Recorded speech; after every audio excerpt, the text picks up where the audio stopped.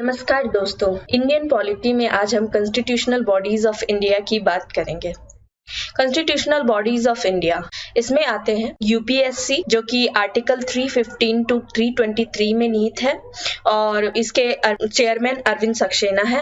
SPSC जो कि article 315 to 323 में ही निहित है और इनके चेयरमैन अलग अलग स्टेट में अलग अलग होते हैं।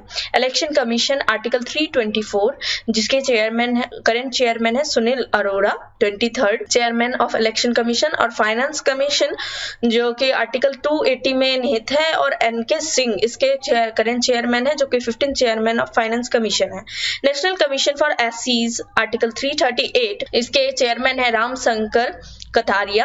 और नेशनल कमीशन फॉर एसटीज जो कि आर्टिकल 338A में निहित है, इसके करंट चेयरमैन है Nand Kumar Sai. Controller and auditor general जिसे कैग भी कहते हैं ऑफ इंडिया आर्टिकल 148 में शामिल है और ये है राजीव महर्षि। Attorney general of India article 76 ये है के Venugopal. Advocate general of India article 165 और ये अलग अलग स्टेट में अलग अलग होते हैं। Special officer for linguistic minorities article 350B जो कि अलग अलग स्टेट में अलग अलग ही होते हैं। आखिर कॉन्स्टिट्यूशनल बॉडीज है क्या? कॉन्स्टिट्यूशनल बॉडीज वो बॉडीज हैं जिनके बारे में संविधान में लिखित रूप में वर्णन किया गया है और ये संविधान के नियमानुसार बनाए जाते हैं, ना कि एक पार्लियामेंट एक्ट के द्वारा। इसी वजह से इनके पावर को ना तो घटाया जा सकता है और ना बढ़ाया जा सकता है, इसलिए ये एक इंडिपेंडेंट और पावरफुल बॉडी मानी जाती है। These are the bodies which are mentioned in Constitution of India and so considered as independent and more powerful and known as constitutional bodies of India. Public civil service of India, आज हम UPSC SPSC की बात करेंगे और जिसमें जो ये दोनों ही पब्लिक सर्विस ऑफ इंडिया है।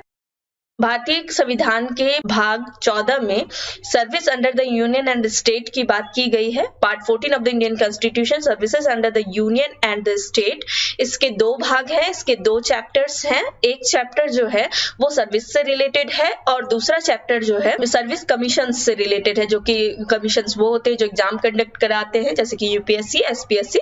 चैप्टर 1 में जो सर्विसेज है वो आर्टिकल 308 टू आर्टिकल 314 तक बताया गया है और चैप्टर 2 में पब्लिक सर्विस कमीशन है जिससे आर्टिकल 315 टू आर्टिकल 323 में बताया गया है। बेसिकली जो पब्लिक सर्विस कमीशन के आर्टिकल हैं और सर्विसेज के आर्टिकल हैं, ये दोनों ही इस यूनियन और स्टेट दोनों के लिए एक समान है, एक ही आर्टिकल में इनका वर्णन किया गया है। These are common to both the center and the state. Members of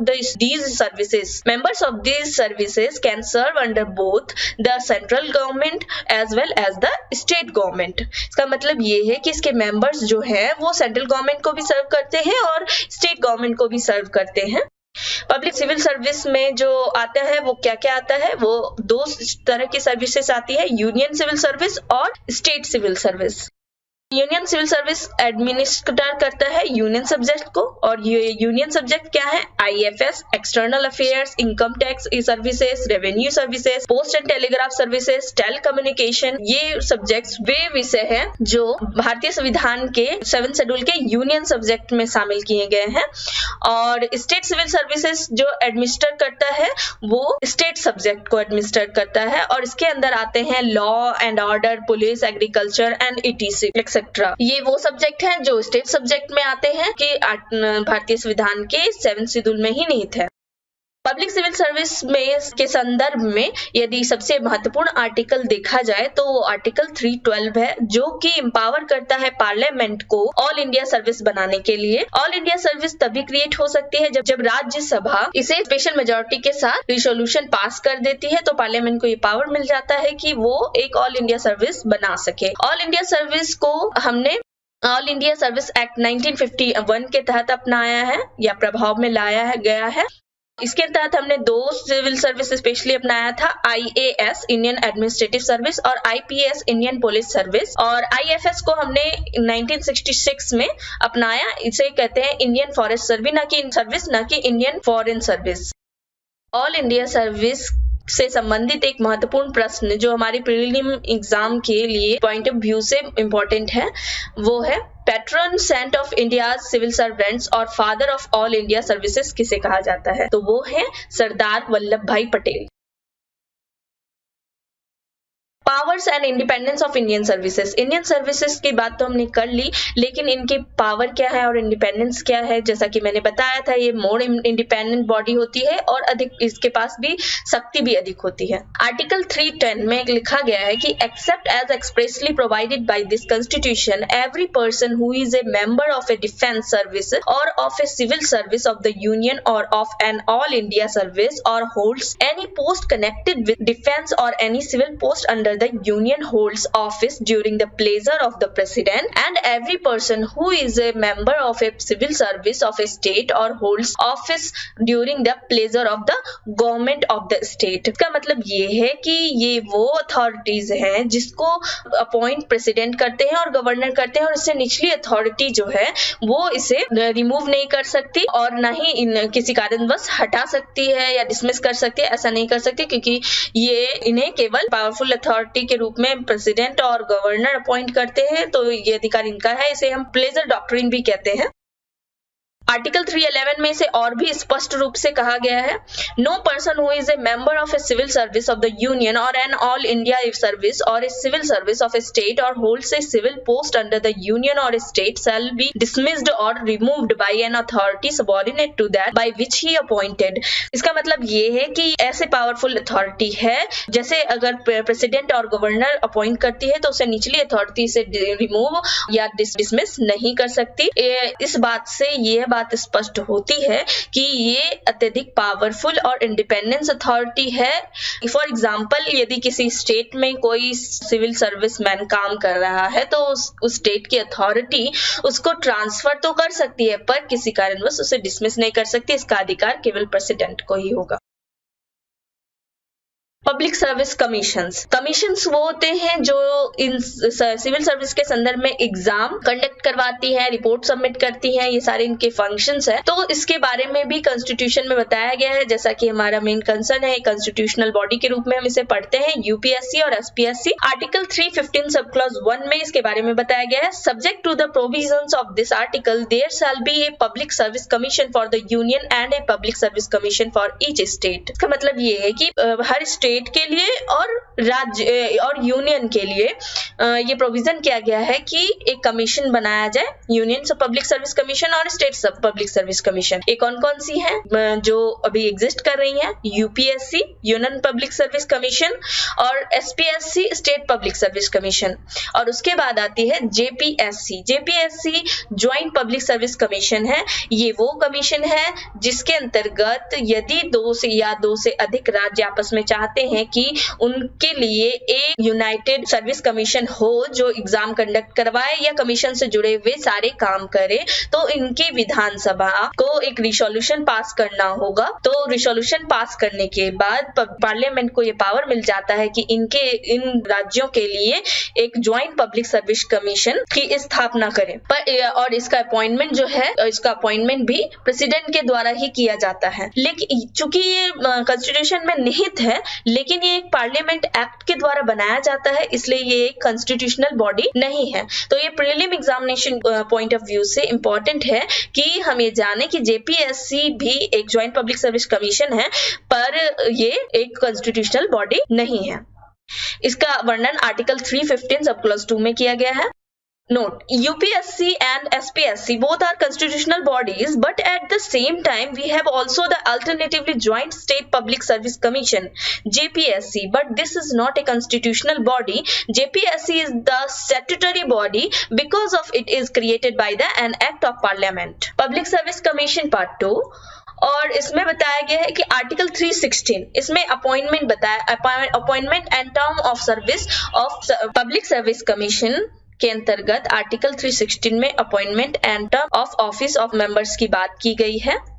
article 316 sub clause 1 में बताया गया है, the chairman and other members of a public service commission shall be appointed in the case of the union commission or a joint commission by the president and in the case of a state commission by the governor of the state. इसमें ये बताया गया है कि chairman and members जो है public service commission के, उसे प्रेसिडेंट अपॉइंट करता है, ज्वाइंट कमीशन के तो उसे भी प्रेसिडेंट अपॉइंट करते हैं, और यदि स्टेट कमीशन के चेयरमैन और मेंबर्स हैं तो उन्हें गवर्नर अपॉइंट करते हैं। आर्टिकल 316 सब क्लॉज 2 कहता है, a member of a public service commission shall hold a office for a term of 6 years from the date on the case of the union commission the age of 65 years and in the case of state commission or joint commission the age of 62 years whichever is earlier। Article 360 sub clause 2 UPSC, SPSC और joint public JPSC तीनों के tenure को बताता है। ये कहता है कि union public service commission or joint public service commission और एसपीएससी यानी स्टेट पब्लिक सर्विस कमीशन तीनों के ही इस टेन्योर का टाइम 6 years है, पर एज अलग अलग है। The union public service commission के लिए मेंबर का एज जहां 65 years तय किया गया है, वहीं state commission or joint public service commission के लिए एज 62 years तय किया गया है। इन दोनों में से पहले 6 years या 65 years, 6 years या 62 years में दोनों में से भी जो भी पहले पूरा हो जाए तो उसके बाद इनका कार्यकाल खत्म हो जाता है। आर्टिकल 317 सब क्लॉज 1 ये रिमूवल के बारे में बात करता है। जैसा कि हमने पहले भी बात की है कि रिमूवल का अधिकार जो है इसे अपॉइंट करता है उसे निचली अथॉरिटी को नहीं होता। उसके बारे में वर्णन 370 सब क्लॉज 1 में भी किया गया है। Subject to the provision of clause 3 the chairman or any other member of a public service commission shall only be remove from his office by order of the president on the ground of misbehaviour. यानी misbehaviour के आधार पर भी president इन्हें remove कर सकते हैं, लेकिन साथ ही साथ इनके लिए सुप्रीम कोर्ट से अप्रूवल होना चाहिए या सुप्रीम कोर्ट की भी हामी उसमें होनी चाहिए। एक छोटा सा रिकेप हमने देख लेते हैं।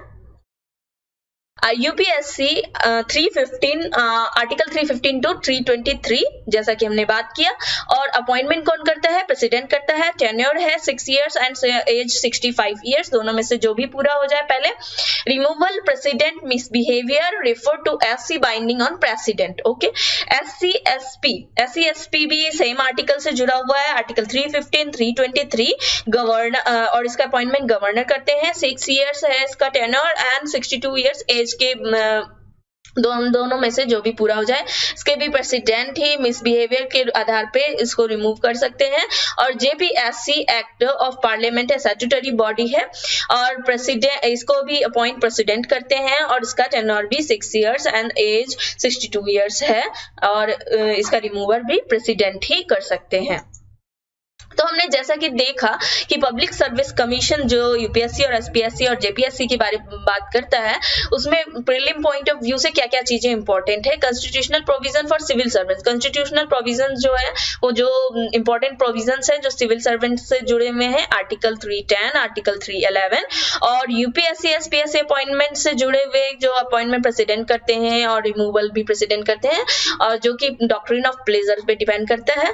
ये तो इन आशा है कि इन सारी बातों से आपको कुछ इंफॉर्मेशन अवश्य मिली होगी, निश्चित रूप से मिली होगी। आशा है आपको ये वीडियो पसंद आएगा और आपके लिए इंफॉर्मेटिव होगा। तो इस प्रकार हमने एसपीएससी यूपीएससी की बात की, और इसके साथ ही जो आगे की वीडियोस आएंगी मैं अन्य कॉन्स्टिट्यूशनल बॉडीज को भी इसमें शामिल करूंगी, जो कि मैंने इंडेक्स में डाल रखा है, जैसे कि election commission, finance commission, CAG और attorney general of India, advocate general of India. ये सभी प्रीलिम पॉइंट्स ऑफ व्यू से इंपॉर्टेंट है, और इसे भी मैं कोशिश करूंगी कि टू द पॉइंट इसे शामिल किया जाए, जो कि प्रीलिम पॉइंट ऑफ व्यू से आपके लिए बहुत इंपॉर्टेंट होगा।